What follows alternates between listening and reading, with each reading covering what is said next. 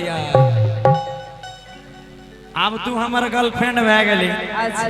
तोरा हमारा से प्यार भैये गेलो दुनिया जानते छ।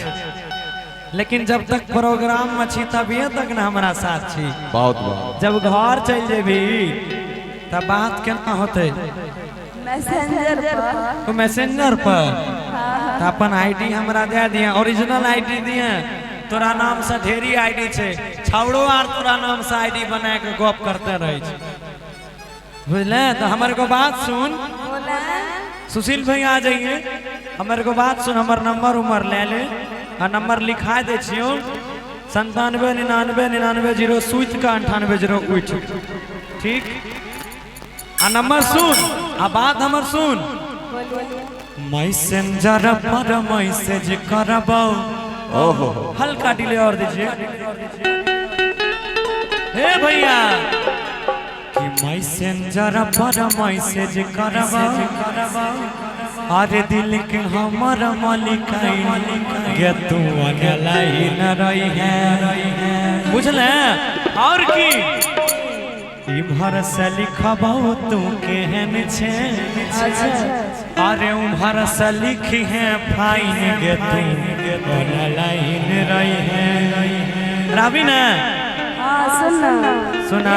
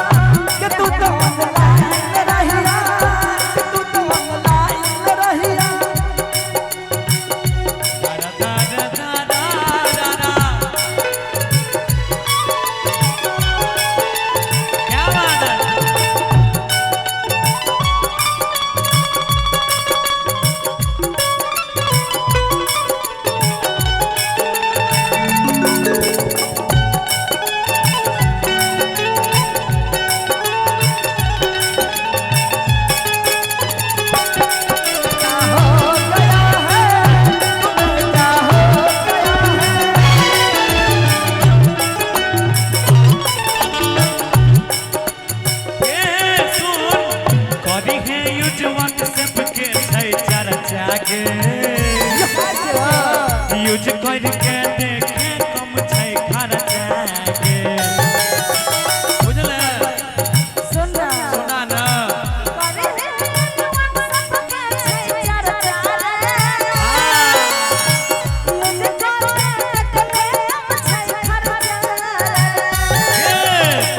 करी है यूज व्हाट्सएप के छै चर्चा के,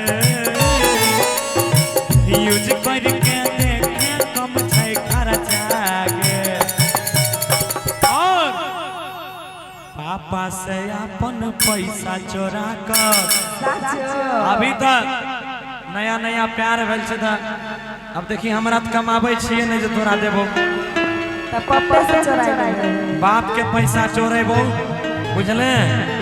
अरे पापा से अपन पैसा चोरा कर किन देबो लहंगा डिजाइन के तू अनलाई न रही है।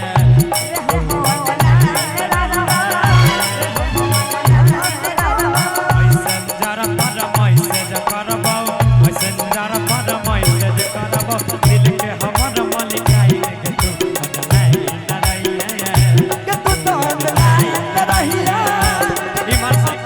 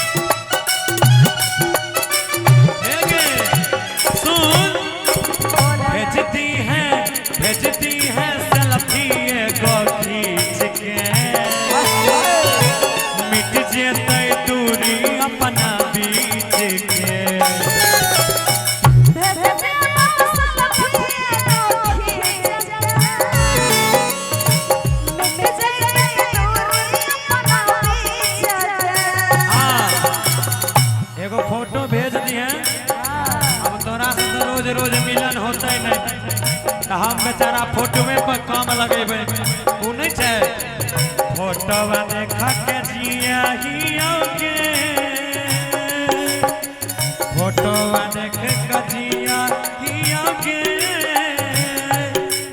कोने जावा कल के हाय हाय हाय भेजती है सेल्फी एगो खींच के मिट जाए दूरी अपना बीच के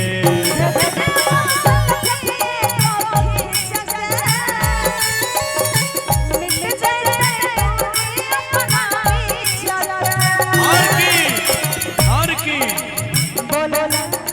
सुन हमार बात बढ़िया रंग के मोबाइल किन देबो